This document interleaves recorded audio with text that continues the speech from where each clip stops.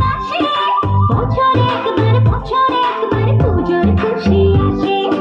আর কিছু চাই না, একটাই গয়না রে গো, গয়না শাড়িতে আমি সবাইকে টেক্কা দেবো। আরে এবার পুজোতে আমি সোনার ঝুমকা দেবো।